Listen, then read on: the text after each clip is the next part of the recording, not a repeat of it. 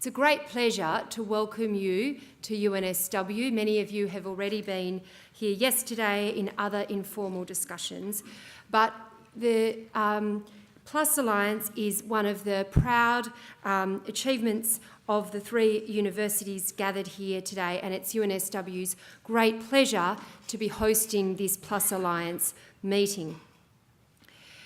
My name is Dixon. I'm the co-lead with Richard Holden of UNSW's Grand Challenge on Inequality, and it is our delight also to be joining the PLuS Alliance in hosting this event.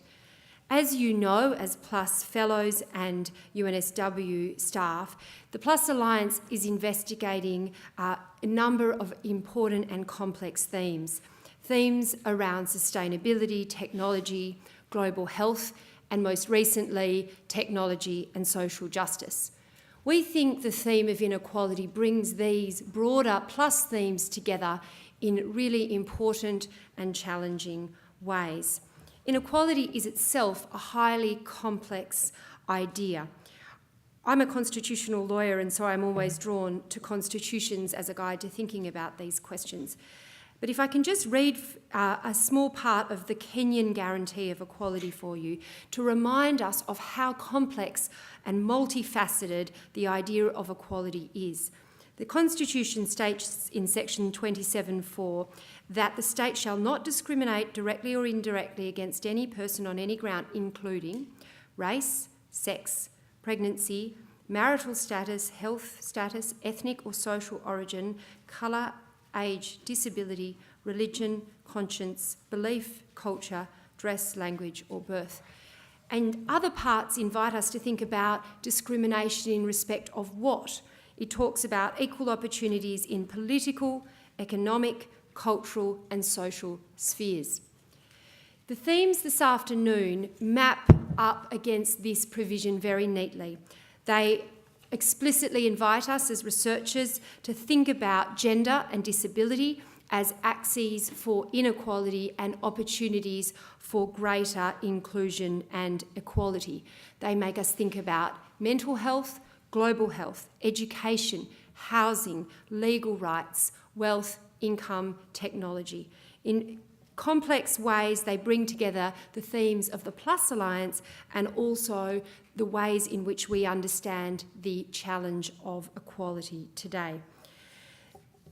We are now very privileged to have a local champion for equality who has lived a journey of what it means to overcome challenges and realise the promise of equality and made it her personal mission to make the personal political and bring equality and access to others. To first of all introduce the broader themes of the Alliance and our chair on campus, Carla Treloar, who will introduce her. I now invite our President and Vice-Chancellor, Ian Jacobs, to address you.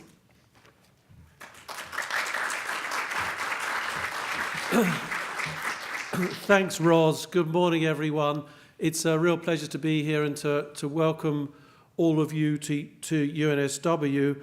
And in that context, I'm proud to acknowledge the Bedegal people, the traditional custodians of this land, and to pay my respects to elders past and present, and extend that respect to other Aboriginal and Torres Strait Islanders who are here with us today on what is a splendid occasion, a beautiful day in Sydney, and a really important topic for discussion. First of all, the PLuS Alliance. It's a time of rapid development for the PLuS Alliance. I'm delighted that we have our director, Paul Ramage. Is Paul here? He is in Sydney. I'm sure he'll be at this meeting shortly, but Paul is now in post, and that's really important. And there's a raft of different things. I was in London about 10 days ago at King's College London. I had the pleasure of attending the first PLuS Alliance alumni event. That was great in itself, but it was important that that alumni event was on the topic of refugees and migration, a topic which many, many people involved in our three universities feel passionate about. There's also, this week, been the PLuS Alliance International Development Meeting, the PLuS Alliance Global Security event yesterday, and now, perhaps most important of all, the PLuS Alliance Forum on inequality. And tragically, inequality is increasingly prevalent in our society and in societies around the world. I've been in Australia now for 2.5 years, and one of the first reflections, I expected to come to this egalitarian land of equal opportunity and equality, and I very quickly realised that although this is a very wealthy, prosperous, successful country, there are extraordinary levels of inequality even in Australia, and Australia perhaps is better off in that context than many other parts of the world. There's a massive amount to do. You'll be discussing those issues, from the widening gap between rich and poor, unaffordable housing, immigration exploitation, gender violence, homelessness, mental illness. Many people are suffering from these challenges more than others, without justice, without support, and so discussing inequality today is crucially important. It is right at the heart of what we, the 3 PLuS Alliance universities, try and do. My view is that universities are nothing if they are not servants of the societies that they live in, and that means working for equality and equal opportunity for all. And that is reflected in our 2025 UNSW strategy. Of course, one pillar is academic excellence, but there are 2 other equally important pillars.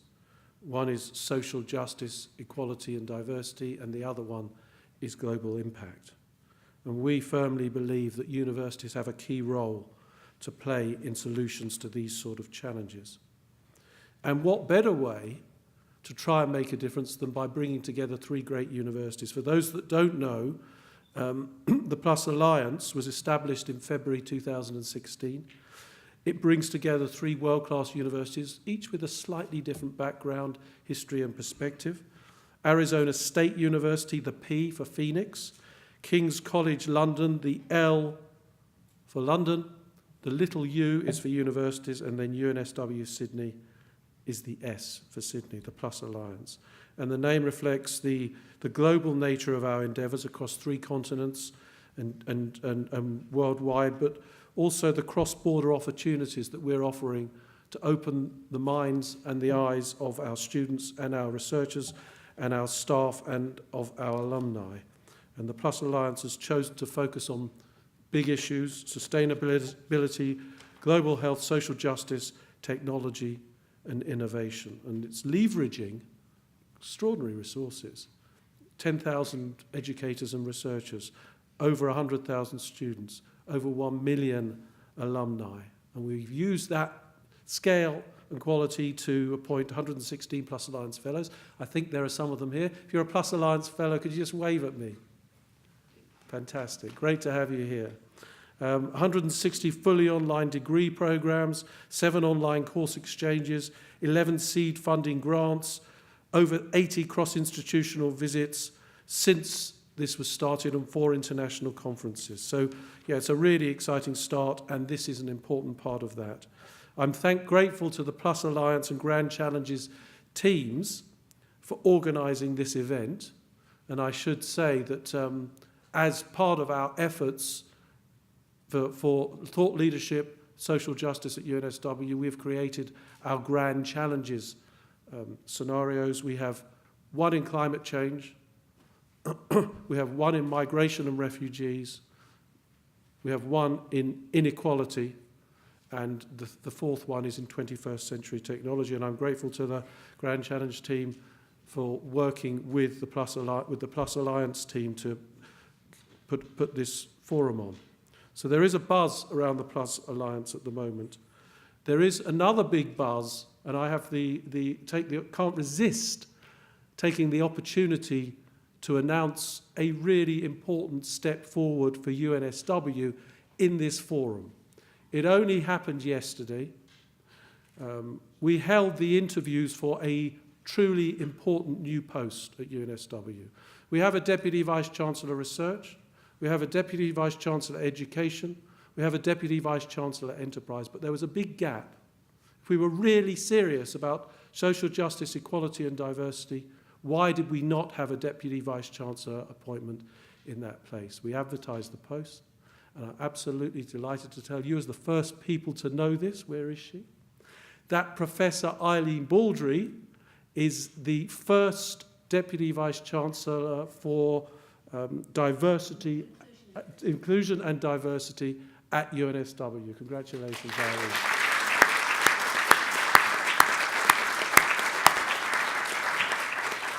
I'm delighted that Eileen's taking on that role, and she will be a spectacular success. She's already led a lot of our work in that area, but it's even more important than that because this is embarrassing to say, but it's the first female Deputy Vice-Chancellor that UNSW has ever had.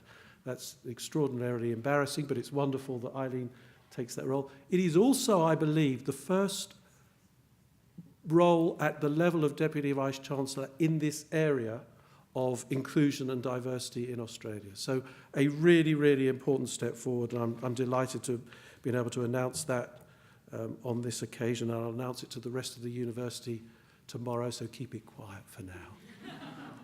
Now, the other really big pleasure for me today is that I had the opportunity to meet for the first time our keynote speaker. And I know that Carla's going to do the full introduction, but I can't resist saying what a pleasure it was to meet Liesl Tesch. I'd heard a lot about her, but meeting you is wonderful. I can get a sense of your inspirational qualities and admire enormously all that you've achieved and all that you are trying to do now for our community in so many ways. So welcome, Liesl. And thanks to all the other people who will be speaking. Particular thanks to Yoka Boston from King's, who is here, I think. Hi Yoka. And Mark Henderson from ASU, and from our UNSW team, Rosalind Dixon, Richard Holden, and of course, Eileen Baudry. So I wish you a really successful event on what is a topic that I am sure that you all feel as passionately about as I do, and I hope that some really good connections across the world and some ideas for really making change. This is not just about having ideas, it is about turning them into action. That's what the PLuS Alliance and UNSW are all about. Thank you very much, everyone.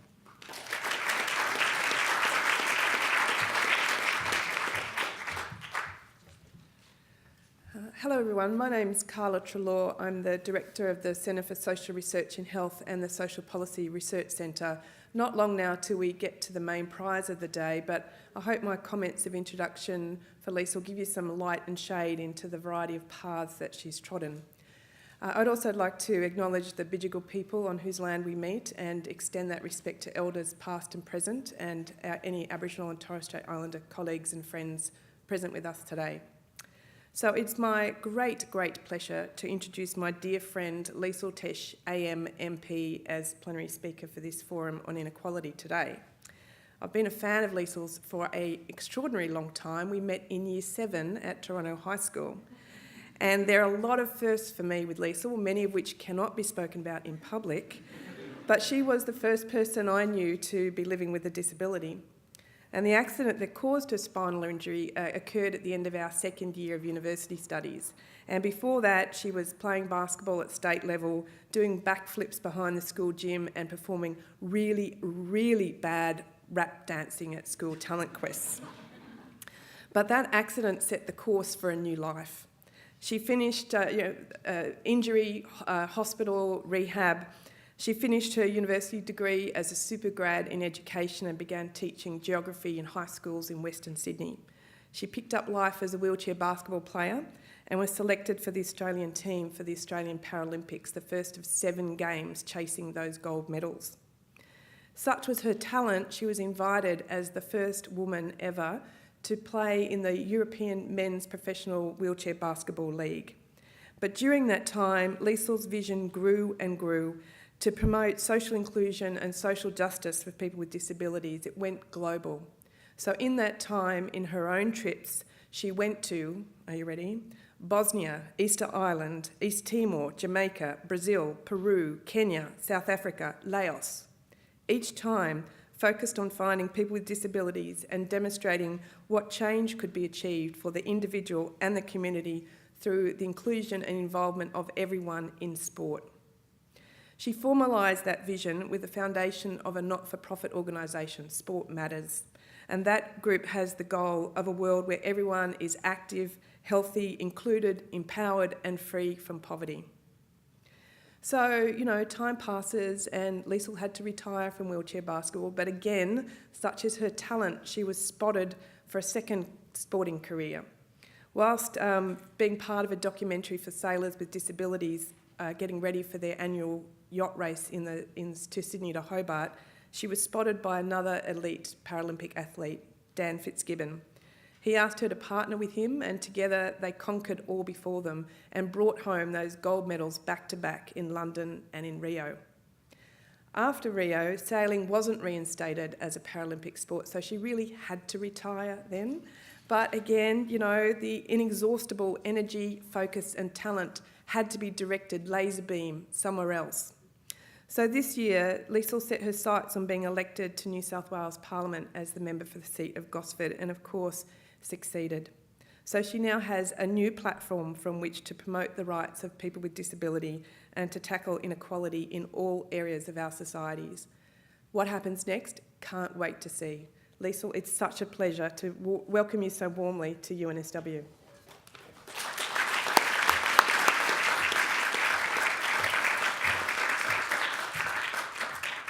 Wow. What a thrill and what an honour. Thank you so much, Carla, and thank you and congratulations to the PLuS Alliance and the University of New South Wales for hosting us all here today. What do I talk about? I really am going to talk about just my personal perspective, and it has turned into a political journey, but my story that Carla's already given you an insight to really is a story of what is possible, I believe, and I think we've all got goals and we've all got challenges on the way, and I just encourage you to really focus on those goals and work towards making them happen. Maybe those goals are bigger than what you know, and those goals that are bigger than what you know are also possible. So I'm just going to share my personal story, which started... I was born in Brisbane and my family moved to New Zealand when I was 3 months old. We grew up in a caravan that Dad designed on the beach. We had 5 cats, 3 goats, a rabbit and a pig. We ate lots of bush tucker, we call it these days, and we even ate roadkill. We weren't very wealthy at all, but we had an idyllic, beautiful childhood. And returned to Australia with a sister in tow. Luckily I didn't pick up that New Zealand passport. Despite my mother being a Kiwi and my sister as well. And we settled on the shores of Lake Macquarie. And I must say, Carla, Professor Carla Shalor, and I grew up and went to school together in a place called Toronto, where expectations for HSC and beyond weren't absolutely awesome. I think there we were taught to challenge expectations. And I remember very clearly a sticker, which would have had a hashtag on the front of it these days. It was on the front of my biology teacher's desk. She was the mistress in charge of girls those days, and it said girls can do anything. And I pop that in my pocket and I take it with me more and more now that I'm in this role. As a kid, I was the kid who played every sport, maybe to get out of class, maybe because I love to play. We sailed every afternoon on the shores of Lake Macquarie, and showing my age, we had to be home in time for the 6 p.m. ABC News. Things have changed since then. 2 days after my last exam in second year, I was riding my bicycle home from a friend's place, the bicycle that I rode every day. I swerved over the wrong side of the road, my bike hit the gutter, I somersaulted over the handlebars and fell about 2 metres and landed on concrete. I was found by an old lady moaning in her driveway. Her daughter lived over the road, and the daughter came and said to me, "Is there any tingling in your hands or feet?" And you know when you hit your funny bone and you get that sensation? She identified straight away spinal cord injury because I had that sensation all through my legs.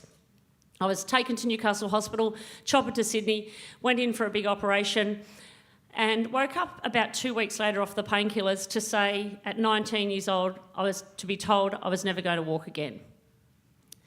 I lay in bed for the 8 weeks, and every day they used to come and stick needles into my legs, and I'd just watch as it was sticking into that couch. And after about 6 weeks, I said, "Can you do that again? I think I felt it." So I was really lucky because I wasn't moved around. The swelling and the bruising on my spinal cord initially stopped any feeling and movement getting through to my legs. But as that swelling went down, I started to regain initially feeling in my legs, but I'm now a very incomplete paraplegic. So I walk, but not perfectly.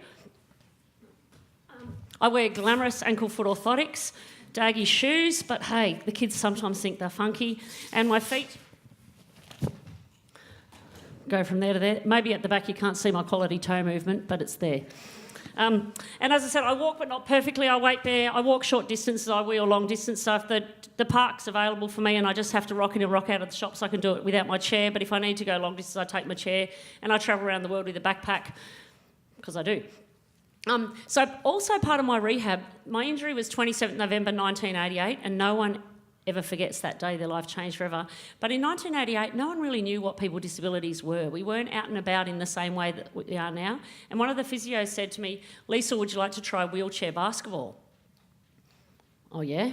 So we went in the special van from Prince Henry Hospital out to Mount Druitt, where you get killed with knives and stones. We ended up teaching for the next 5 years. And I remember clear as day wheeling into this stadium that was filled with people in fluoro wheelchairs going fast and having fun, and they had jobs and cars and lives and boyfriends. To me, wow, there is possibility and disability in the same space. This is fantastic. And as Carla mentioned, with my basketball background, the New South Wales girls were really excited. There was a girl who could already play, and it wasn't long before I was asked to try out for the Australian women's team. I remember going down to Canberra and I wheeled onto the court and actually burst into tears because the girls on the next court were girls that I'd played with able-bodied, and they were so beautiful and so graceful, and I was in this chunk of metal, but who would know the journey that would take me on, and this chunk of metal's got wings and I've had an amazing time. I think also, just stepping back, I was a uni student. They said to me, "Lisa, you're going to become a pensioner?" I'm like, "What does that mean? You get paid to go to uni?" I'm like, "Bring it on," compared to cleaning my mum's friends' houses. So the Commonwealth Rehabilitation Scheme assisted me to continue my university career, which I think possibly was going to be hanging off the front of the Rainbow Warrior, but the wheelchair was going to make that a bit tricky, which then morphed into, the arts degree morphed into a science degree and came out with a diploma in education. And teaching's been a fantastic job. And first year out, I was in Barcelona. I put my card into the wall and my full pay came out with 4 weeks leave every year to represent Australia as in public education. It's been a fantastic career. But I think more than anything else, whilst I've taught geography, business studies, Aboriginal studies and a few other bits and bobs along the way, I think when social media arrived in London 2012 beside us, I actually think that I've taught those kids that people with disabilities can do whatever they want. And I know the kids that I've taught, and I'm emotional about it. The kids that I taught have seen that it's possible, regardless of this, that anything in life is possible. So it's a pretty big privilege. Sydney 2000. Well, we started in Barcelona. We came 7th out of 8. We got better. We came 4th. And when Sydney 2000 was announced, we as Paralympians worked with the Sydney 2000 Paralympic Organising Committee to convince Sydney, to convince Australia, to convince New South Wales to come to these games. So for the first time ever in international history, people came and watched people with disabilities play sport. It was absolutely fantastic. And wheeling out in front of the home crowd in that packed stadium is still one of the best sporting memories in my life. And that was also the first medal, which was the silver. I'll pass these around, I suppose. Just come and have a look at them at the end. The silver from Sydney 2000. And in the party afterwards, Carla would have been there in her wild Toronto lot amongst the riffraff that had the party tents shut down because there was too much wheelchair stacks on, challenging the boundaries. She was working in London. And we had to write a letter of apology. But in amongst that chaos, one of the Italian men said to me, "Lisa, would you like to come and play basketball in Italy?" And I gave this guy my number. Like, first of all, I said, "No, I'm a girl." And then I gave this guy my number and thought nothing of it. And 2 weeks later, I'm back teaching on the Central Coast at 2 o'clock in the morning. "Ciao, Bella, come to Italy next week." And when we started wheelchair basketball, we didn't have a women's league. We had some small women's championships, but we as women sat with our able-bodied friends and actually set up a National Women's Wheelchair Basketball League, which I played in last weekend, which is now 25 years old, and with our able-bodied friends. So I think it's about thinking differently and how we create some of these solutions. Our able-bodied friends sit beside us in this bit of, this is not my basketball chair, this is my day chair. I've got a basketball chair. Able-bodied friends jump into basketball chairs. In Paralympic sport, we've got a points classification system, so someone with a high-level injury who can't get up when they leave forward's worth 1, 1.5, 2, 2.5, 3, 3.5, 4, 4.5 points, and altogether the 5 players on the court can only add up to 14 points. So our able-bodied friends are also 4.5 points. They play against me as a 4-pointer. I have to be stronger. And the league is so much stronger, and we've got people with all sorts of skills and also legs that work to help move the chairs in and out of the trucks. Pretty handy. But that's in existence in Australia. But in the meantime, we always played in the men's league. So initially I thought no, but a year later I wrote my basketball resume with freetranslation.com. and sent it to the teams. I decided I want to go and live in Spain, sent it to the teams in Spain that I thought would be great places to live. And 4 teams got back to me, and the team with the best English won the girls. So I applied for my year's leave without pay from the Department of Education, packed up my house into the garage, and off I set to Spain after 10 weeks of lessons on basic introductory Spanish. And my team was fantastic, and the Spanish men had never seen women playing wheelchair basketball. Women didn't play wheelchair basketball in Spain. And flying down the court on the first one, the rules are pretty much the same. If you crash into someone's chair, it's a charge. If you hold someone's chair, it's a holding foul. This guy held my chair, and I got a free throw, and he was cross. 10 minutes later, he did the same thing. He was even crosser. The third time he did it to me, he was so cross, he swore at me so badly in Spanish that he got kicked out. Like, I had no clue what he said. And that was the start. The following weekend, like now, I'm living the dream. It's my job to play wheelchair basketball. I get flown to Melilla, which is a Spanish colony on the north coast of Africa, to play what I love. Put my hand up for the jump ball. The guy beside me reaches across and goes, split second, I'm here as a professional athlete. I had the game of my life. He came to shake my hand at the end. I'm like, get out of here. And then I had translated to my boys what happened, and we gave him quite a hard time. But after that, the boys knew I was there. I played a season in Spain. I thought it'd be a once-in-a-lifetime opportunity. I moved to Sardinia in the middle of the Mediterranean for 3 seasons, and I had a running joke after we won a silver in Athens with a guy from Paris, just encouraging the development of women's inclusion in sport across Europe in wheelchair basketball. I said, when you've got an all-women's team playing in your second division men's comp, I'll move to Paris. So I moved to Paris, as you do. And then after the season in Paris, I got a letter from the Department of Education saying, you've got a job at Woy Woy. So I moved to Paris to Woy Woy, as you do, and the learning curve had flattened out. And then comes an email from Sailors with Disabilities saying, would you like to try out for a spot on the Sydney to Hobart? And I think it's about taking risks. At the start of me, said no to moving to Europe. The start said no, that's far too dangerous, people get killed. A bit of good marketing, would you like to go for a twilight sail on a 54-foot yacht on Sydney Harbour? Bring it on. So off I went down, and I wheeled down the wharf, and it felt like I was coming home. I'd been, as a result of my injury, no regrets being in basketball stadiums around the world, but I grew up on the shores of Lake Macquarie, and wheeling down that wharf just felt right. And I didn't realise that I'd been away from a life I loved. And I got to the wharf where the boat was, and there's a camera saying, how does it feel to be trying out? I'm like, I am so not. And we went out through the heads and came back in and said, what do I have to do? And I spent the next 3 months, pushing people with disabilities off the boat to get the gig. No, training really hard to learn everything I had to do. And I think sailing to Hobart with this amazing team of people with and without disabilities, I fell in love with one of the able-bodied volunteers, and we live happily ever after now, was a lesson in what's possible. The 2 guys who were above-knee amputees were perfect on the foredeck of the boat. So anyone in this room would get knocked off by those waves. They had no legs to get knocked off. Bill, who has 4 elbows and 7 3/4 fingers, was a fantastic navigator. Our skipper was completely blind. At night, he was by far the best sailor. And it's really about thinking creatively about what we can do in the world to create solutions rather than think that it's obstacles. And I think Sailors with Disabilities was perfect. And then, as Carla said, the documentary of that, Dan Fitzgibbon, put this one out there, quadriplegic, accident off a wharf, incomplete quad, so he's got some movement in his hands, rang me to see if you want to go for a sail. I read the book on how to trim the jib, and I got down to the wharf and went to shake Stan's hand and think I'm trimming more than the jib. And then I looked at the boat, it's got that big Australian flag out the front, the spinnaker. We lift Dan onto the boat, strap his 2 hands to 2 carbon fibre steering poles. He sits in a carbon fibre designed seat with like racing car straps across him, and it's got a tube connected to a battery. So as the boat goes through a tack, goes from one side to the other, Dan then sucks in this tube and his seat cants from side to side. We went for a sail, got back to the wharf. He said, do you want to come to Miami next week? And I said yes. And we won our first 3 regattas and a gold in London and backed it up with the gold in Rio.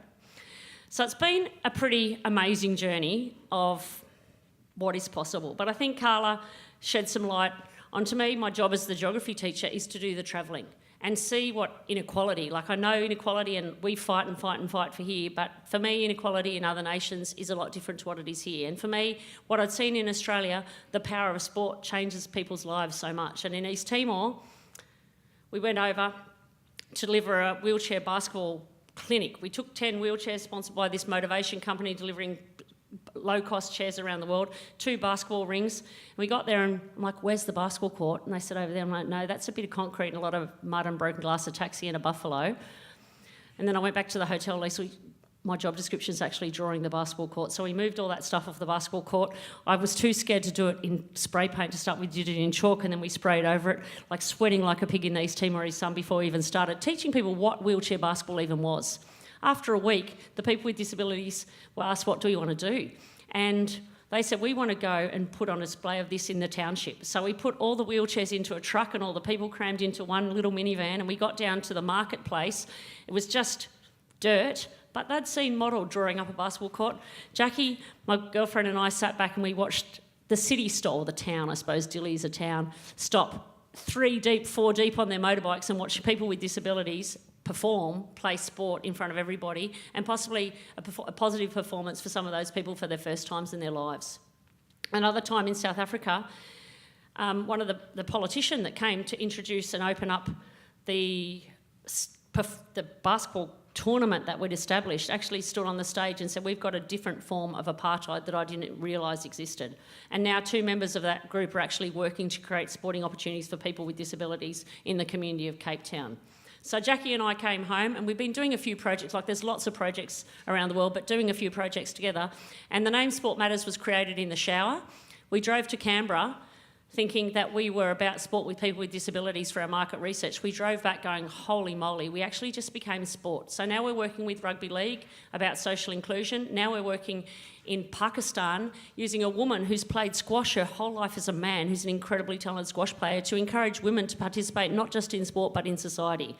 After the earthquake in Nepal, we're using badminton for social inclusion, nation building and peace building. So Sport Matters is now 7 years old, and Jackie, who's my bestie, we set it up together, is in Russia this week talking to, I just have to tell you the right name for this one, the 6th International Conference of Ministers and Senior Officials responsible for physical education and sport, speaking on a panel about developing a comprehensive vision of inclusive access for all and maximising the contribution of sport to sustainable development goals, working on some modelling we're doing across the Pacific.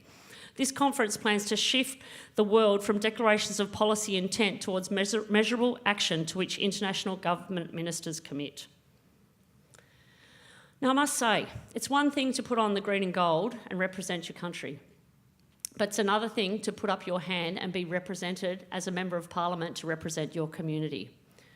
What an incredible privilege, what an incredible challenge. And what an honour. It's a pretty big honour to be elected at a by-election. So this journey for me is only 3 months old. I was elected in a by-election for the seat of Gosford, so I've got 2 years in opposition to learn as much as I possibly can in my role as a politician. So every single day I'm asking a million questions, I'm pushing and I'm poking, I'm asking people on the other side of the room, I'm challenging. I don't know how I'm meant to do this. This is amazing. And I'm so excited to be in this room, working with people who are guiding politicians in this country in the leading thinking of what is the future. We are elected representatives, but there's a lot of people behind the scene that is the base of the knowledge that we rely on to make our decisions. Every day, I'm learning, probably every day. Remember that day where you learnt more than any other day in your whole life, the steepest learning curve? Every day is that day for me. Like, it's quite an amazing, what a privilege and what a journey that I'm on. I go to Parliament and I expect access. And I'm fighting for access in Parliament. I want to start in Parliament House beside my 2 other colleagues who were elected in the by-election. Instead, I'm fighting for access. That's such rubbish. I don't want to be having that conversation in this nation, but it's real. So I think we have to continue. Like, it's hard because do we want to make it a fight? We need to make it a journey. It's a privilege to be in a team of leaders who look closely at the problems today and be part of the Labor team who look perhaps through different lenses. I'm here as part of, or am I here as part of the affirmative action policy? Labor's going to have at least 50% of our leaders as women by 2025. Is that too late? Should we be doing something before then? Labor commits to working to address the qualities of inequality at local, state, national and international level, possibly in a different way to what they're being dressed by the Liberal government today. And I think I spoke to the Vice-Chancellor. Social entrepreneur, I think that might be what I call myself as well now because I've spoken to... It's interesting. It's about looking at where the gaps are and pulling the people together to fill those gaps. Like, what an incredible challenge, especially when you're on opposition with no budget. But it's such a privilege, and I really am. I've got 2 years to really identify what's there in the community and pull the players together to see if we can, and we can deliver. I know we can. Meeting those people, one of those incredible groups I've had the privilege to meet is Coast Shelter. It's 25 years old now. Maybe part of that thinking needs to be updated, who feed 250 homeless people in our community every single day. It's amazing, primarily based on volunteers and some government grants. But for me, at the moment, the problem of housing affordability is in my backyard. It's real. The local constituent who took me on a tour of all the dunny lanes of Woiwoi and Yamina 2 mornings ago is cross that the people are living in granny flats. They are chockers. Yesterday I met with the Fire and Emergency Services who can get to those people in granny flats who are living there. The people of Point Clare are up in arms about 5 single women and 5 people in affordable aged care moving into a 55-unit development in our community. Like, it just doesn't sit right. It's horrible. Out the back of my building, it's like the people called it a boarding house. They can't imagine where they're going to get all those criminal and drug dealers from. 30 wonderful people on low incomes have moved into affordable accommodation out the back of my building. So I actually spoke to your Vice-Chancellor. I spoke to the University of Newcastle Vice-Chancellor. I've spoken to our local media about really educating people that poverty and disadvantage is right there beside it. Poverty and disadvantage is right there. It's in my home. And I think that's something we as leaders need to whilst we're working to change things, we need to let people feel comfortable that it's right there beside it and it's real and it is in our backyard, because we can't be fighting to try and make this place more exclusive. And I think that's what the Vice-Chancellor referred to. Whew. As an educator, here in a room of educators, we know that education is perhaps the key factor that's going to bridge this education gap. Yet I'm talking in a nation where our federal government has just cut the Gonski equity funding. I spoke at Newcastle University graduation at Arimba campus, yay for regional universities, where 1/3 of the people in the room cringed when I talked about the enabling funding going. I could tell the people who had entered the university with that additional support from the federal government, for those people who possibly weren't going to be university students, being pulled away. Like, how can we make those decisions in an educated nation? Another example, I think at government at all levels, we need to be really careful at looking at what's working and letting it stay. Yesterday I met with people from Central Coast Advice who have been working inside the police station, because after 7 years of success, that funding's being pulled and that's being operated, that's going to be pushed to somewhere, to an outside NGO. And so with this Central Coast Advice team then, as a Member of Parliament, I have to try and fight this decision. It's a really tough decision about fighting for things that we know that works. And I think as leaders, we need to be the change. Let's walk beside our brothers and sisters and let's listen with our hearts. Audrey Hennessy is a young Waka Waka and yoga woman who moved in with my partner Mark and I when her foster home situation changed and she no longer fitted in. One day I really hope to support Audrey to buy her first home. I don't know what shape that's going to look like, but I really hope that can be part of the journey. I'd like to acknowledge all our young Aboriginal people in the room with us today, because you really are, power to you, you are the leaders of the future, the community leaders of the future. I'd like to acknowledge and give gratitude and respect to the Bidjigal people and thank them for the beautiful custodianship on the land with which we meet today. And shout out to all the Aboriginal people here. We are the future, walking and wheeling together. Audrey's Year 12 major work hangs in my office at Parliament. The magnificent colours and textures of the bush tucker that was her childhood, depicting her home life growing up in Bayugal on the north coast of New South Wales. In the middle of the painting are 9 white dwellings and the asbestos mine. James Hardy knew the consequences. The New South Wales government knew the consequences, but the mine was kept open due to the excess of high levels of Aboriginal employment in that community. This painting reminds me every day of the importance of the integrity of government decisions, and that we must not compromise profit and KPIs at the expense of wellbeing of Australia's workers and communities. 3 months ago, I was a high school teacher encouraging kids to imagine the world with a job that we don't even know what it is. Today, I'm sitting as a Polly, empowering and thanking you, the leaders in thought in this nation, imagining a world that can possibly be, imagining a place where these jobs that we don't even know what they are real, thinking about the grand challenges and the speed of change and the ethics around the change that is coming. And I thank you and continue to thank you for the work that you do in this area. Just before I close, I'd like to share a story about London.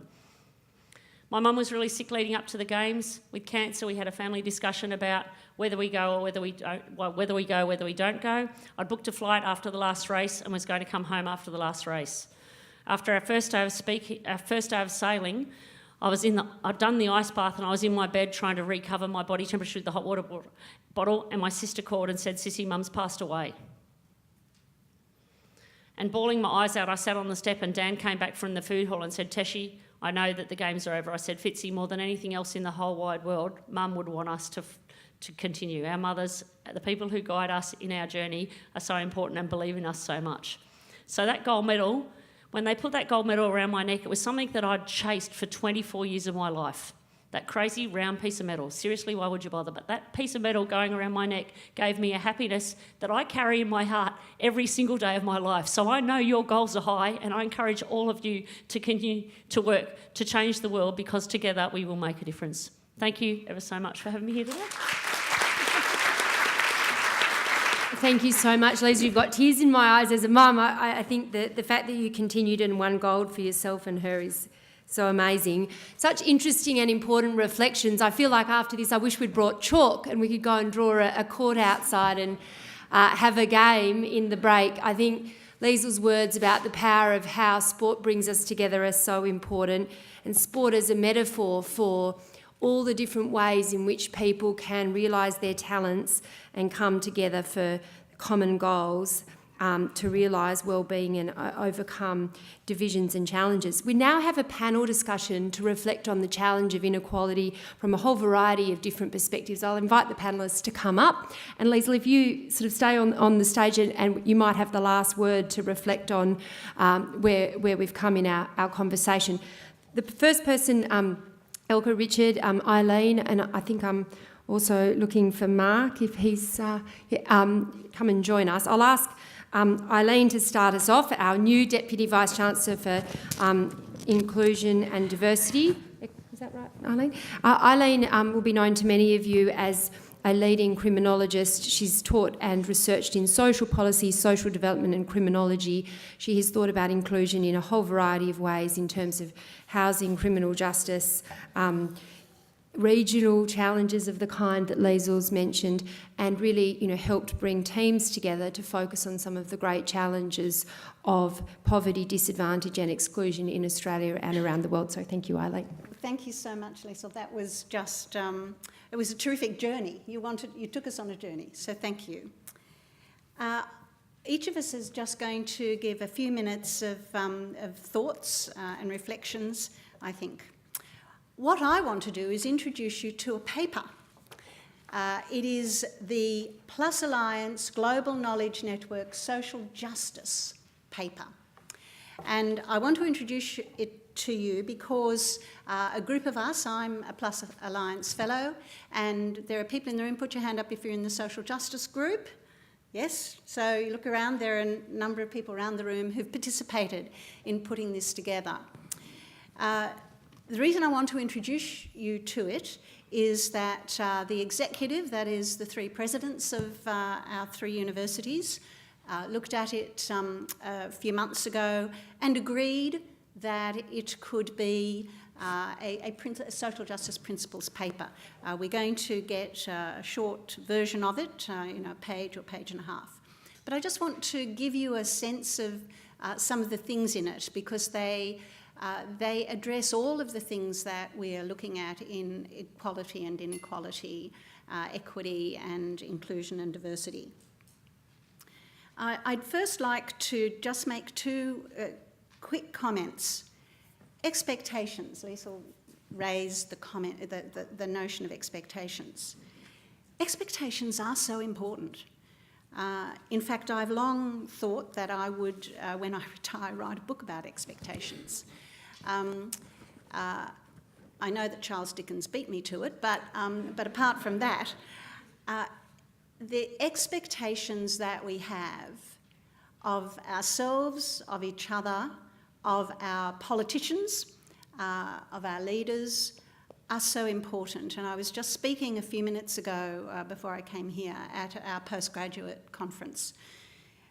for our faculty, and we were talking about what we expect of civil society, what we expect of our institutions in regard to social justice.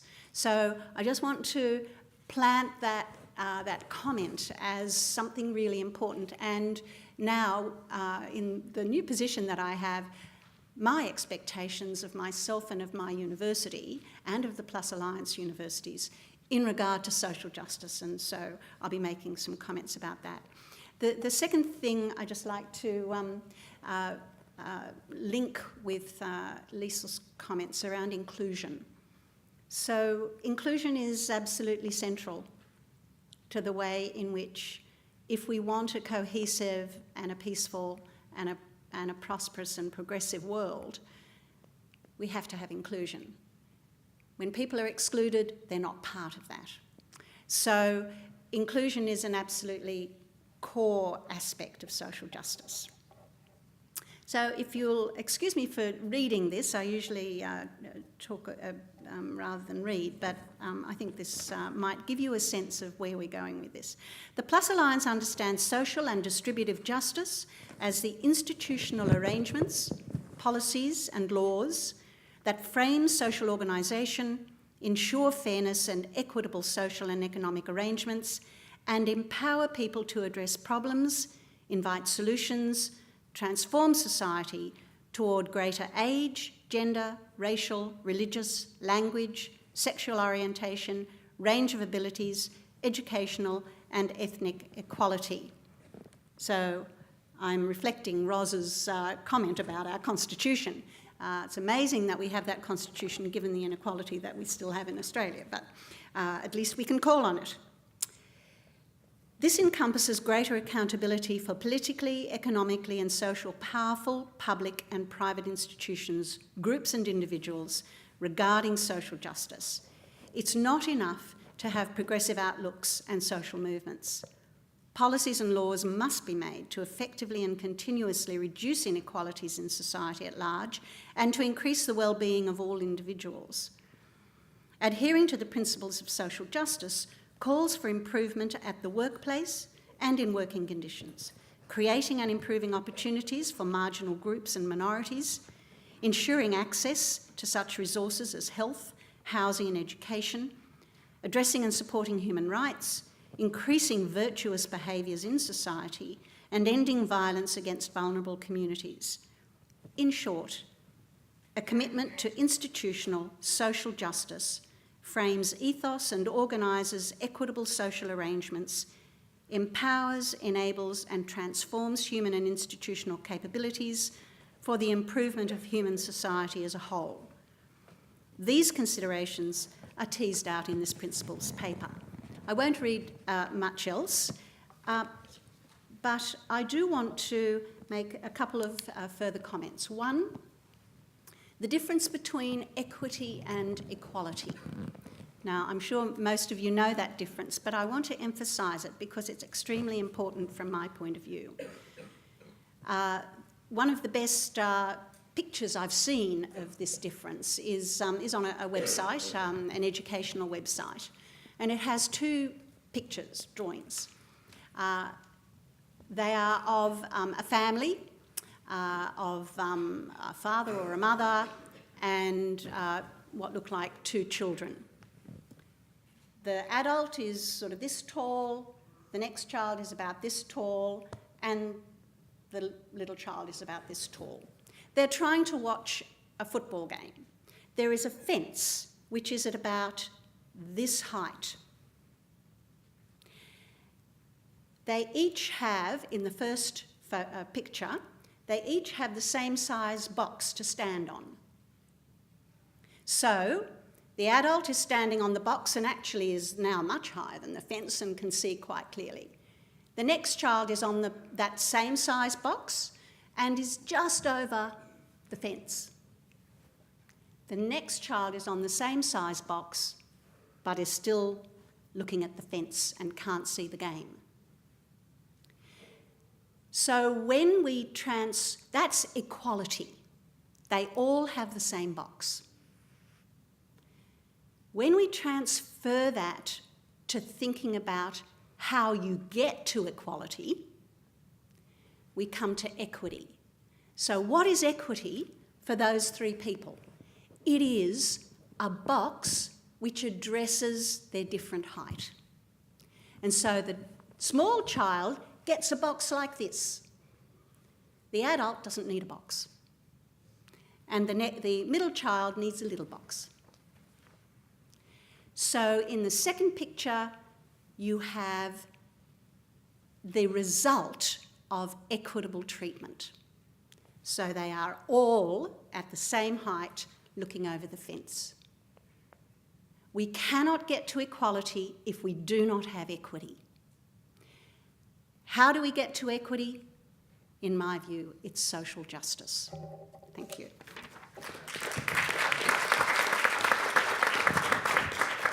Thank you, Eileen, and it's obviously wonderful to have the opportunity to sort of celebrate this new theme of the Alliance at this meeting and in our reflections on inequality. Next, I'm going to ask Elke Boston, who's a reader in Gender and Development at King's College London, to talk to us. She's done work that, like Liesl, bridges the national and the global. She's worked on gender in Peru, in East Africa, a whole range of other jurisdictions. She's thought about gender intersectionally in how it connects to HIV/AIDS and related forms of disability, and of course reflected on the relationship between gender and security, another PLuS theme in her work on sexual violence. Elke, thanks for joining us.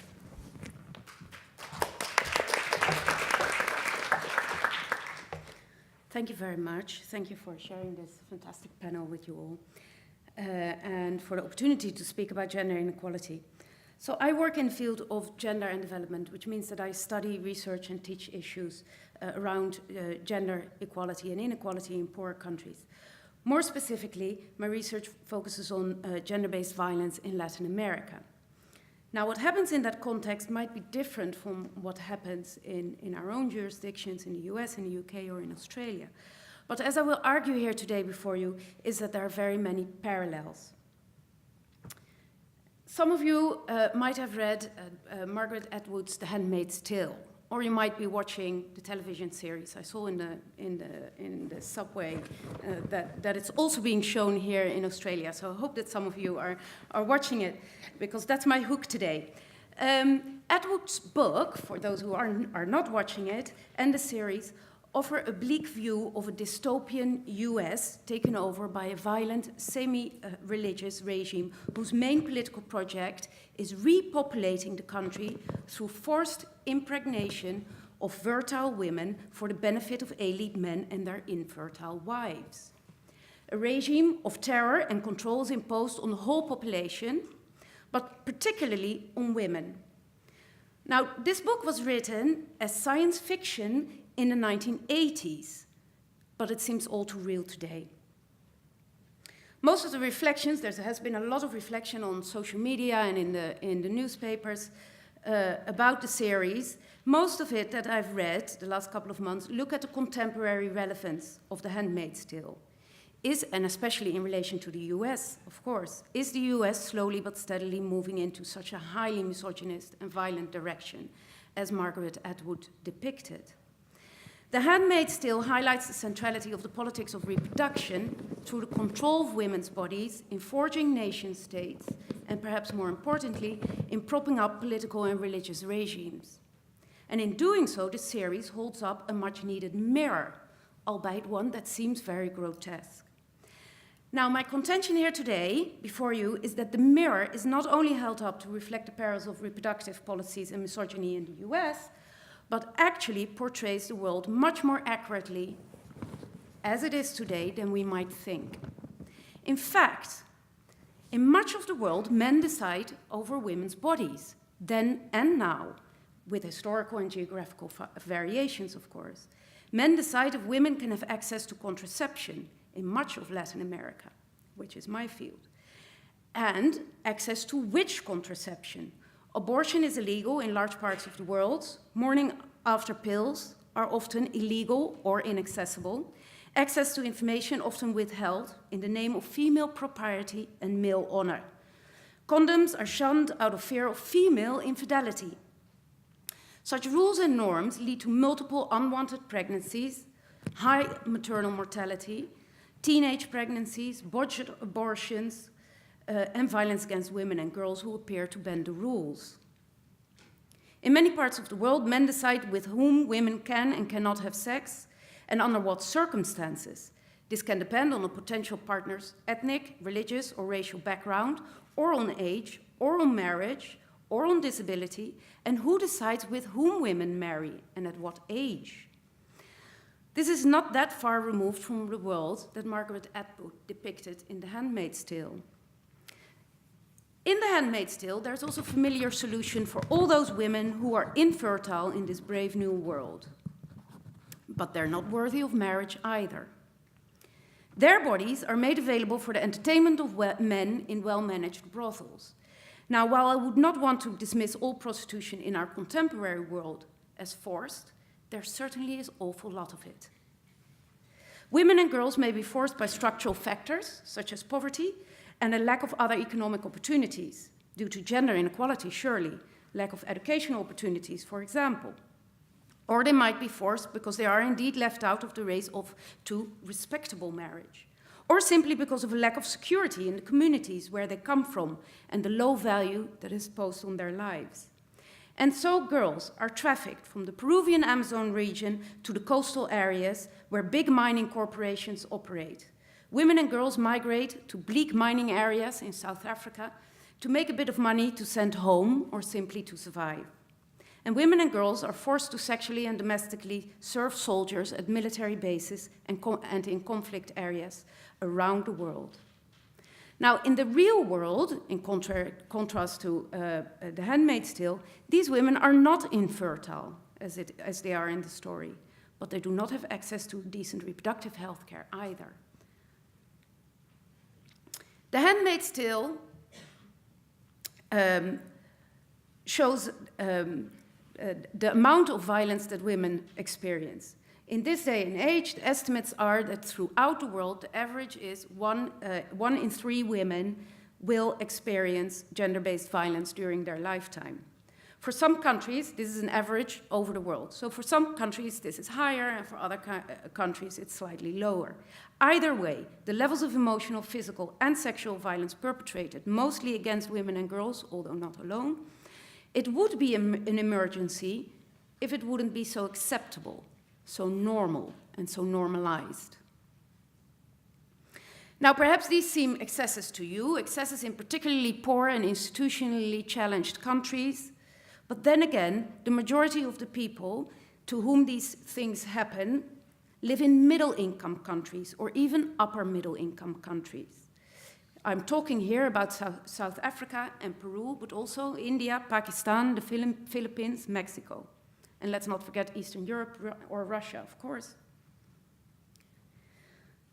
The establishment of women's autonomy through good policy and legislation that defines women's right to control their own bodies, their own fertility, with whom they have sex and when, who to marry, how they make their money, and free from all forms of gender-based violence is a political problem embedded in patriarchal norms and values as well as institutional functioning.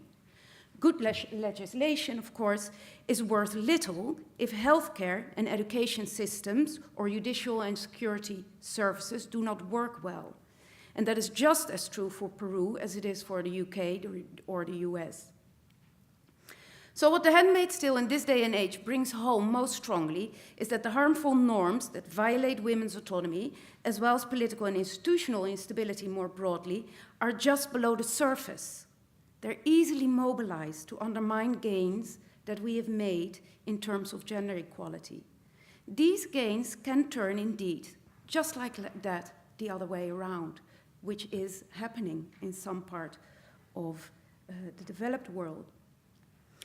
So this is true for rich countries as well as for poorer countries. It also brings home, at least to me, that the fight for gender equality and for the privilege of bodily autonomy really is a global fight, and that solidarity across religions and ethnicities and sexualities and mountains and rivers is the only way forward. Thank you. So so much, Elke. That is a wonderful reflection on gender and the challenges of the global in the way that, again, Liesel's asked us to think about in the Australian parliamentary context. Our next panellist is Professor Mark Henderson, who's a senior sustainability scientist at ASU. He is a leading engineer there, and there are two things, Mark, about your bio that made me think of connections with Liesel's opening remarks. The first is that Mark has helped create a nomadic academy, a student mobility study abroad program, which really speaks to kind of Liesel's spirit of go to the world and explore and take those opportunities. I think the nomadic academy is just like men's basketball in Spain or Paris, and it reminds us of how we as educators and researchers can follow that kind of spirit that Liesel talked about going to the world and making those connections. He's also a leading researcher in focusing on free radical antioxidant biochemistry and the impact of atmospheric pollution on human health.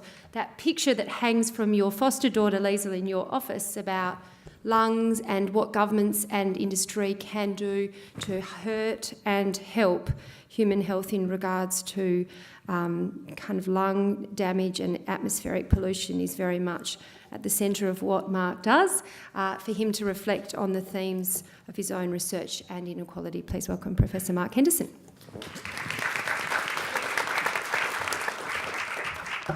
Thank you, and thank you, Liesel, for your inspiring message this morning. I'm afraid the Nomadic Design Academy is a bunch of engineers, and their basketball skills are probably unknown, but that's better off that way, probably. They're not great in basketball. So I'm here to talk about how technology and innovation can be an issue in inequality.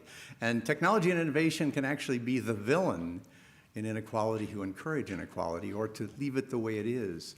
It can also be a solution for inequality. Let me give you an example. The internet is available to most people in the world, but not everyone.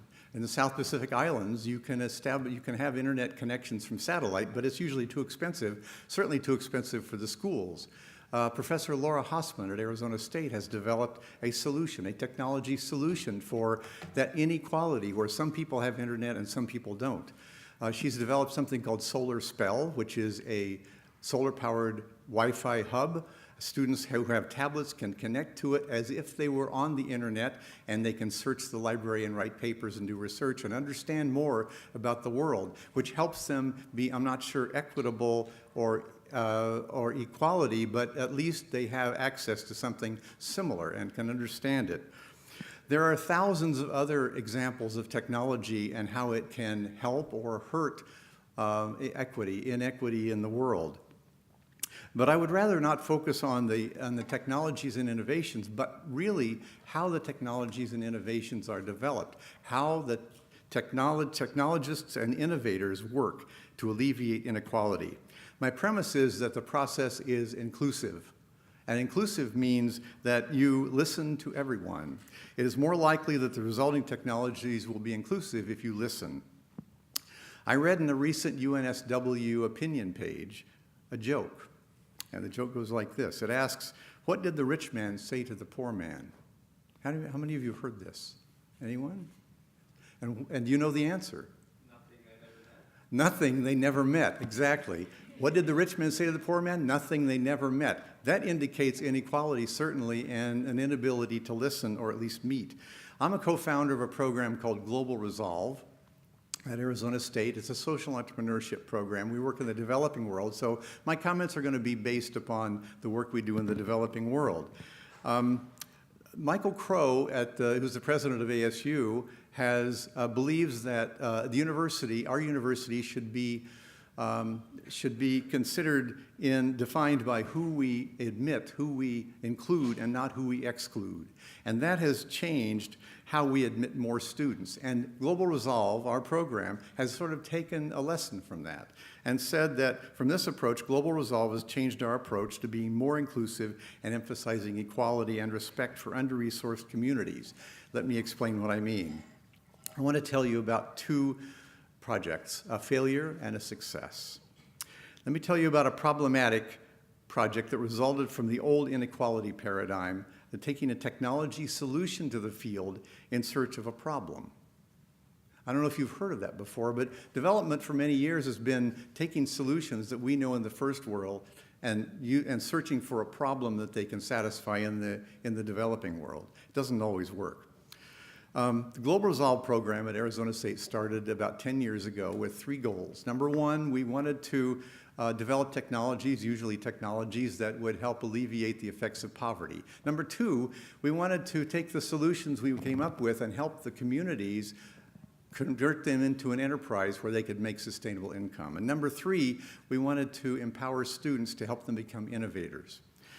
So our first project assumed a problem and brought the solution of a smokeless cooking fuel to a community to address the health problems of smoky cooking, which seemed like a good idea because one of the top 5 causes of childhood death in the world is smoky cooking.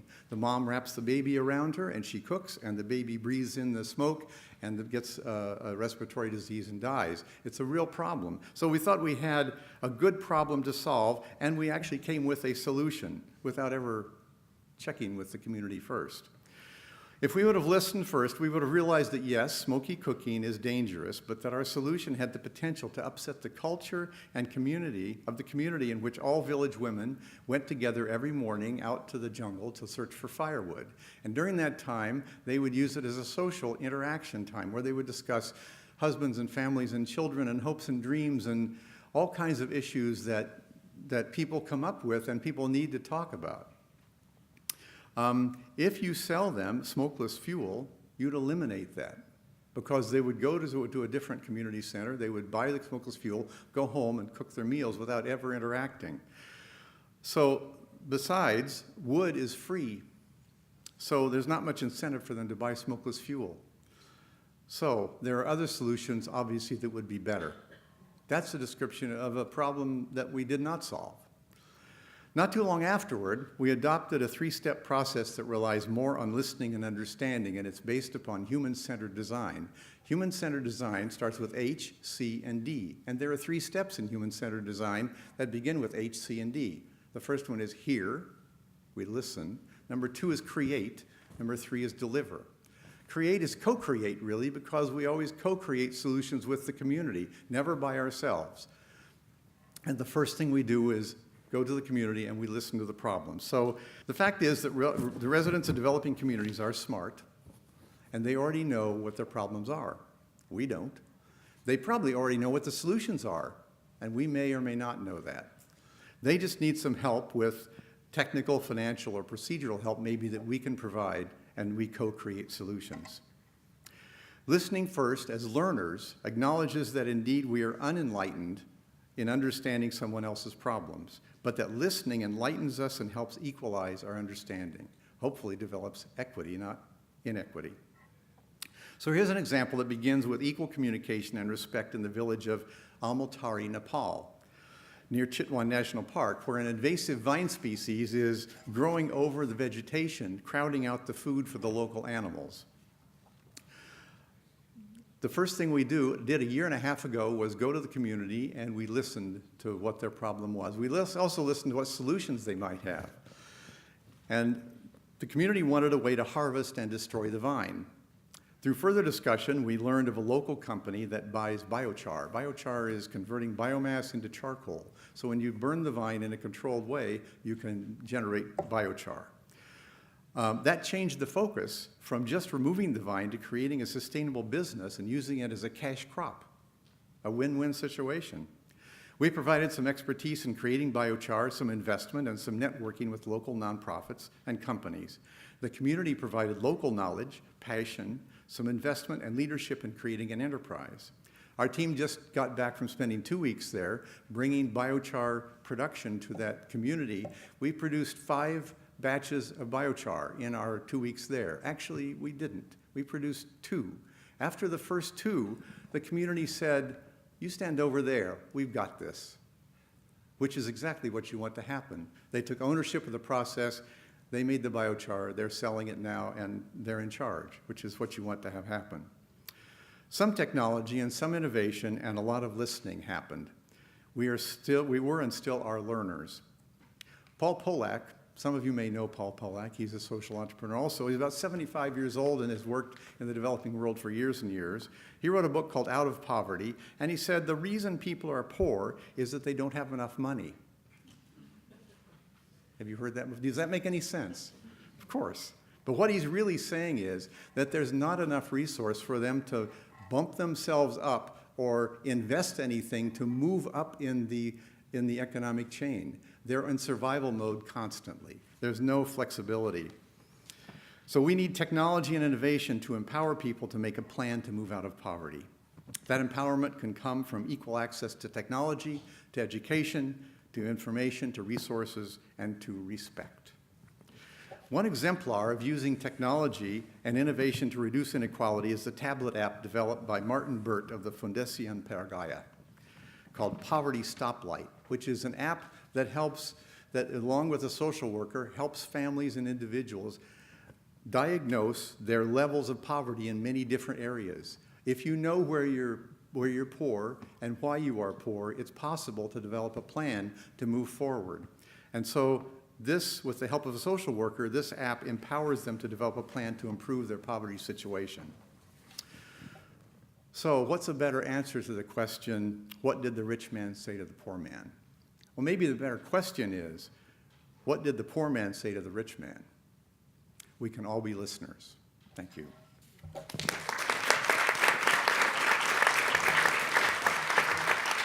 Thank you so much, Mark. And our last panellist is my co-lead of the Grand Challenge, Professor Richard Holden, who's a Professor of Economics at UNSW. He's working on research relating to the causes of global and national economic inequality, a theory of network capital. He's written a range on policy topics in Australia and globally. The why can't we afford more than a granny flat problem in Australia, Liesl, and a range of other topics. Richard Holden.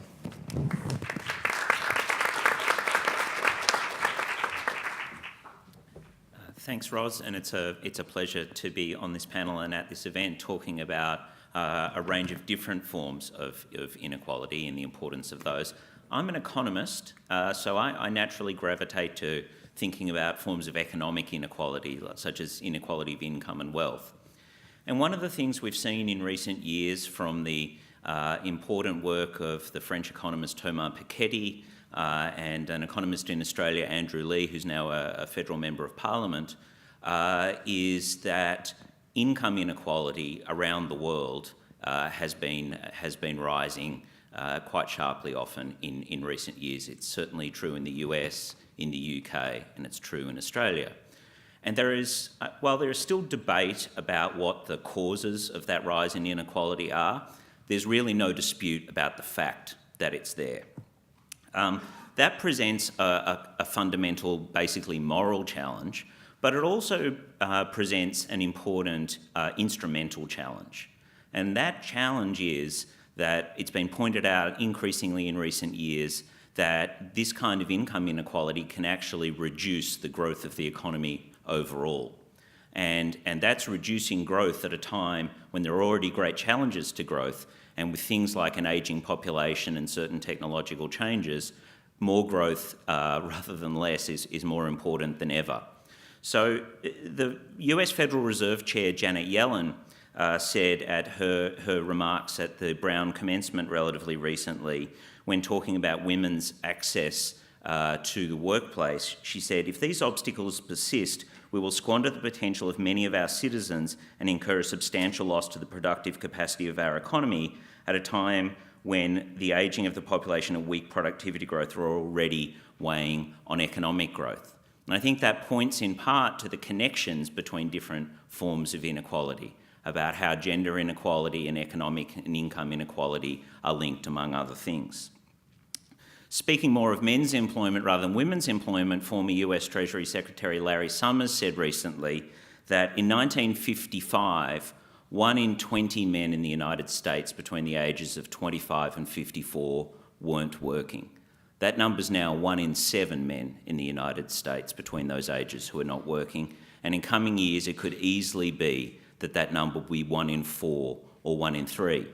And as Larry put it, he said that has staggering implications for families, for what kind of role models kids have, for what happens in terms of crime, for the health of communities, for the risks of drug addiction. So I think that finding work for everyone is going to be the central challenge of politics over the next generation.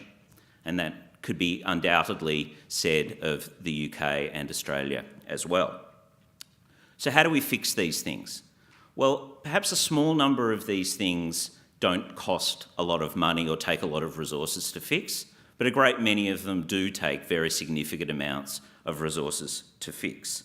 If we're thinking about increasing women's access to the workplace, things like providing increased access to childcare are fundamentally important, and those things come at a cost.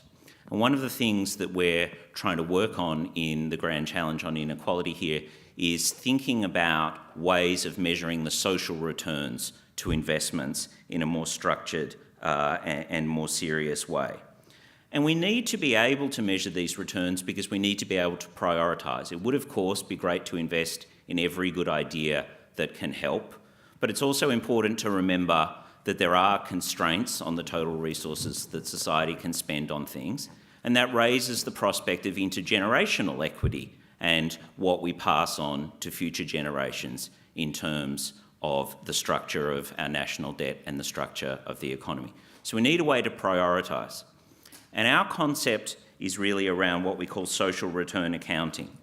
So if you think about revitalising a regional town or providing increased access to childcare or extending the school day, there's often extremely good social science, often randomised controlled trials, that tell us what the benefits of these various things are, and importantly, tell us what the causal benefits of these are. So one of the great revolutions in economics and other social sciences over the recent decade to 2 decades has been to really understand the difference between what a correlation between two things is and understanding the causal impact. And it's obviously that causal impact which is crucial for understanding what a policy intervention can do and how social resources can be spent. And so our concept is to try and link these great pieces of social science understanding the causal impact of certain interventions, whether it's a longer school day or increased access to childcare or revitalising a regional town, and linking that through to a bottom line number about what the social return to those investments is. That's important for prioritising between different investments, but it's also crucial providing a language for making the case in a world that, I think I can say this as an economist, often thinks in a slightly too bean countery way. So I think it provides a language for relating these important social investments in a way that the bean counters can understand. Thank you. Thank you, Richard. Liesl, did you want to say anything before we turn it over to questions? I think Richard needs a job in my office. I look forward. And I'm privileged, I think, and we need to remind ourselves more so to go out there and listen to the people in the communities that we're working with. And my job now, listening to the people who really are at the core of the problem, is a really exciting position to be in. And they're really close. As I said before, a lot of them are women, and it's fabulous to be in this position as a person with disability, because even without saying a lot of things, I think I'm making change. Thank you. Thank you. And one of the things that Carla has been really instrumental in ensuring is that tomorrow, as part of this, international gathering of elite researchers, there is that focus on listening and community engagement. Are there any questions in the audience? Hang on, just while you're thinking of your questions and we're talking of listening, I'd like everyone in the audience to shut their eyes and listen to the sound of the Rio gold medal, because that's how some people in the world see the world. So close your eyes, everyone. It's like a nighttime sail. It's a beautiful sound. Yeah, I have a question back there. Thanks everyone for being here. It's been fantastic to hear all your different stories and thoughts and think about them. This is a general question for you all. It seems simultaneously important but also depressing and daunting and overwhelming. And obviously we can overcome that. I wonder if a large part of the problem is persuading others and bringing others to the cause, perhaps people that aren't in the room. Do you have any thoughts about how we can be optimistic and also how we can have an impact and bring others on board? Small questions. How do you form a social movement? How do you bring others along? And how do you stay optimistic and resilient? Eileen, do you want to start? I think there are many dimensions, I think, to this. It's not obviously one answer. I think civil society is certainly a big part of it, and not only educating civil society, but harnessing civil society's enthusiasm. I mean, one of the things that I have experienced this last year as we've been developing the equity, diversity and inclusion approaches at UNSW is the absolute enthusiasm of so many people in this community, in UNSW community, students and staff alike, to make a difference. It's often not, though, people don't often know how to do it. And so part of that might be education, but it also, might be leadership, it might be resources, it might be providing platforms, listening. I think there's a whole range of things there, and there are 4 or 5 other dimensions I can think of, but maybe I'll just comment on that, on the civil society aspect, and certainly social movements are a big aspect of that. They can help change a whole society's approach to something, but they need to be garnered and they need to be brought together. Okay. No harder place to find optimism than in the kind of context that you've worked in. Have you reflections from the sort of front line in terms of women's resilience and optimism and their capacity to organise together for change? So thank you. I think it's a very important issue, but very important question. I think from our perspective as academics and teachers, education and being teachers is very important. Developing the technology and the knowledge to feed into social change is extremely important. So I think, we should continue doing what we're doing, but at the same time, ultimately, these are political problems. So your point about shouldn't we be persuading others? Yes, I think the big problem of inequality is largely a political problem, which is why the gains that we made in terms of gender equality, they can be taken away, and that's exactly what we're seeing now. Okay, so I think, and that is because of politics, because of ideologies, because who is in power and at what moment, and what can they do, and how much power do they have? To be honest, a large part of economic inequality is also a political problem, because it's a problem of distribution, and how do you distribute and who gets to do the distribution. So I think it's very important, and I'm really grateful for Liesl, who's here and who's clearly committed to that, to the political problem. And I think your talk very clearly indicated how you do make the personal political, because that is what it is. We need to somehow translate the everyday into knowledge and understanding, and then into political action, either through social mobilization or through actually working from inside the political system. Absolutely. Mark, any thoughts? Yeah, so I'm optimistic because I have the opportunity, we all educators have the opportunity to work with millennials. And millennials sometimes get a bad rap, but they are really altruistic and they want to make a difference in the world. My experience with my students is that they really have a passion to help. And so we try to make it personal. We link them with specific people in our case, the developing world, but it could be any community. And when you're on a first name basis and you're in a relationship with someone who's experiencing some inequality, all of a sudden it's personal to you. And if we can link those things together and help them understand from an experiential standpoint, I think we have a good chance of convincing them to be change makers. Richard, a social movement through Twitter or other mechanisms?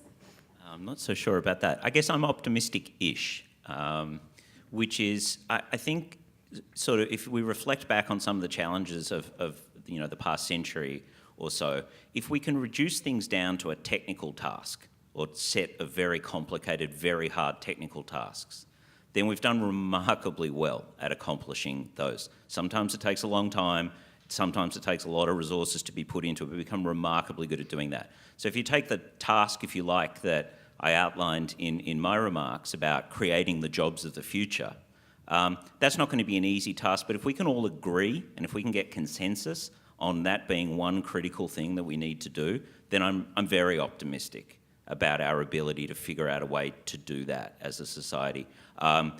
Getting agreement and getting to that point strikes me as being the hard part, and that's where politics comes into it, and that's where social movements come into it, and I know less and I'm less good about those things.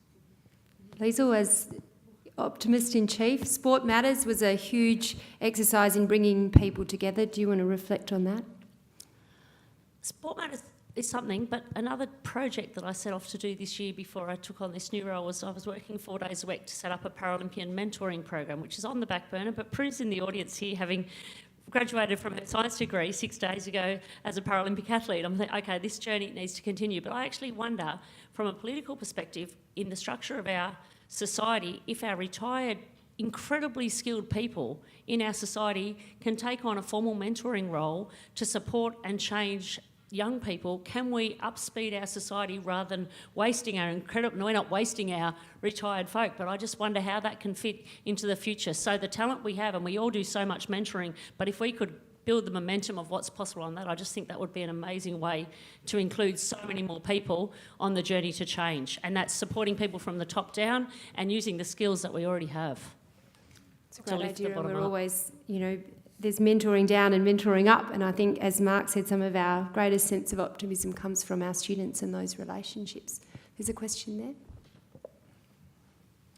Chukma, Dr. Tracy Morris from Arizona State University. I'm the director of the American Indian Policy Institute.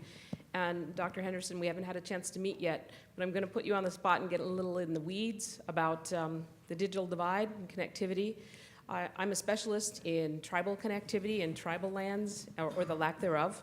I'm very interested, not only on behalf of tribal lands, but folks that are not connected across the world, because the things that we are talking about doing here and these digital courses aren't going to do a lot of good when we can't connect or can't get meaningful connection in our communities. And we are falling further and further behind into multiple digital divides at this point.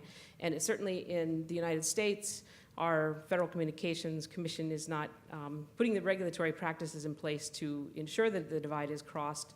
I know that Australia has been much more proactive in this, but I'm doubting that they've put fiber out into the outback. So I would love to hear more about it, and you can certainly ping me when we get back so we can talk more, because I have a broadband study happening right now to create baseline data in Indian country. Yeah, the digital divide implies that you're connecting without personally meeting each other, right? And the way we establish trust usually is we sit down together and have a meal, for example. There needs to be something like analogous to sitting down and eating together in the digital divide experience, in communicating with people. Is that what you're talking about? I think she means lots of people who don't get access. The patchiness, the solar patch that you talked about being part of the solution. Yeah. Exactly. Access. Digital divide refers to lack of access, of meaningful access, and also refers generally to digital inclusion or the lack thereof. Right. But your thoughts about the meaningful interaction is also very interesting. So when we do projects in the developing world, the ideal situation is we travel and we meet people face to face. But you're right, there's a digital divide, which means that people aren't connected. And this solar spell really doesn't help that aspect, because solar spell is a local internet that just has data on board. So there's no connection to the rest of the world, really. There's a connection to what you've put on this device that represents the rest of the world. So I don't know a solution, but I think I've been in some cities recently which have Wi-Fi in general, free Wi-Fi throughout the city.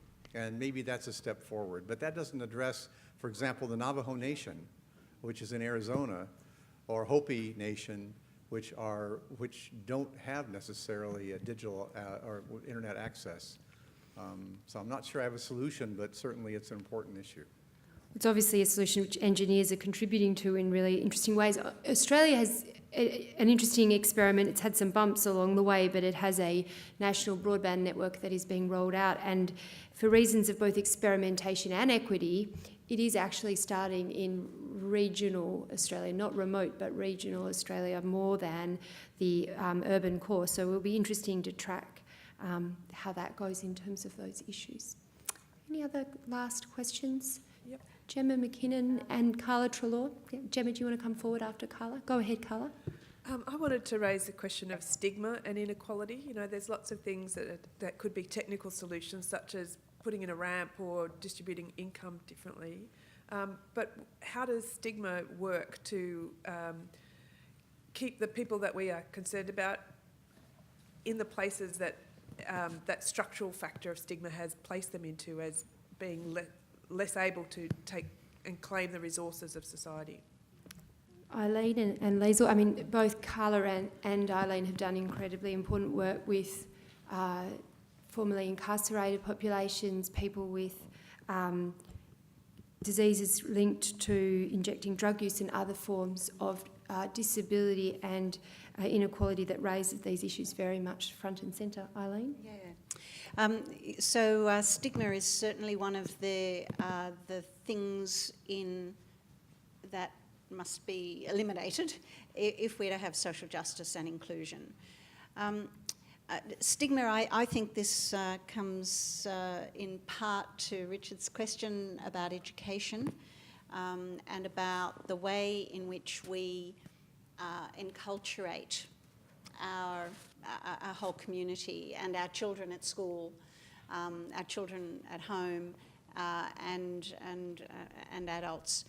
That and I think education, school education, higher education, media is absolutely central here, and media adds significantly to stigma in the areas that I largely work in my research around criminal justice and those people on the whole who end up in prison. The level of stigma that attaches to them for a whole range of things. There are multiple and cumulative forms of stigma, much of it through media. So we must hold media to account for that, and we need to change the way in which media presents people and stigmatises people.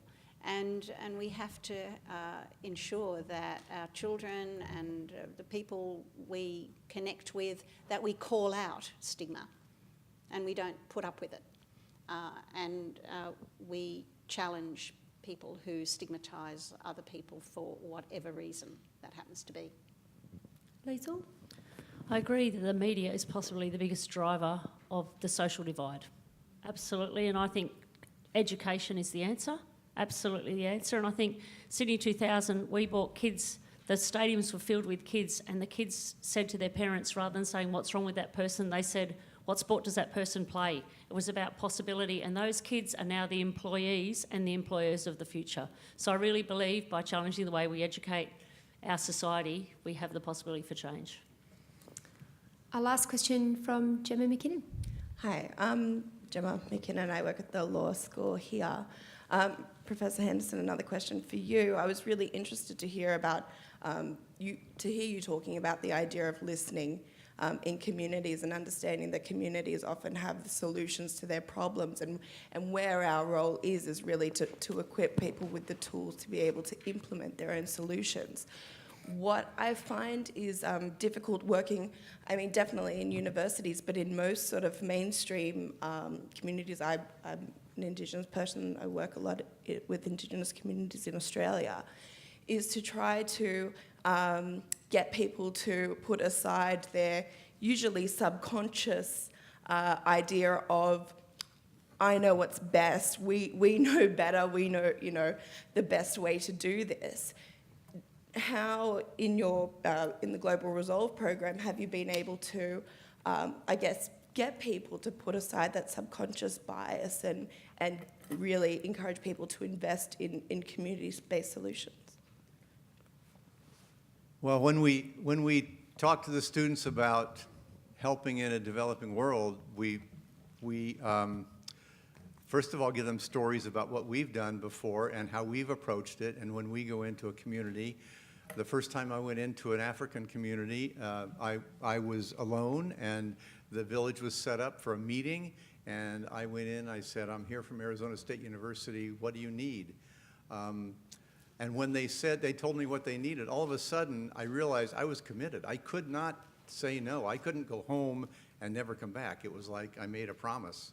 And we try to communicate that to the students, that when you communicate with a community, you first of all listen before anything else. That's hard to get engineers to do, actually, because if you give engineers a problem, especially first-year engineering students, they come up with an immediate solution, and they're going to hold on to that solution with white knuckles until you pry it out of their hands, even if it's not a good solution, because that's how they're trained. We have to untrain them from that and say, first of all, listen, understand the problem. And we have a process we go through in the design process where the first thing we do is we ask, how might we? How might we listen? How might we solve this problem? How might we define the problem? So we just do it through a process and through telling them our experiences and trying to let them know that listening is a priority. And it works. The students buy it, and they do it, and it's not because we tell them to, I think, but it's because we convey them our personal stories, which makes a difference. Well, we are out of time, but it has been a really wonderful start to our joint meeting and forum. I know that you'll agree that we are really indebted, Liesl, to you for such interesting reflections and for agreeing to join us today. Bringing Paris and Woy Woy together is really part of what we want to be doing in bringing London and Phoenix and Sydney together. This is not just an elite urban project, it's a project about bringing our ideas to the benefit of the community, and no one embodies that spirit better than you do. To our panellists from King's and ASU and UNSW, we're also incredibly grateful. I just close in noting it's particularly happy for us to be able to talk about inequality in this really multi-valenced and wide-ranging way, but to put disability front and centre. The university's just announced a new Disability Innovation Institute led by researchers across the university, including my colleague Rosemary Caius and others with research and lived disability experience, and her doing amazing work. So it's a particular honour to be able to sort of mark that with your presence and to have our conversation begin in this way. Please join me in thanking Liesl and all our panellists.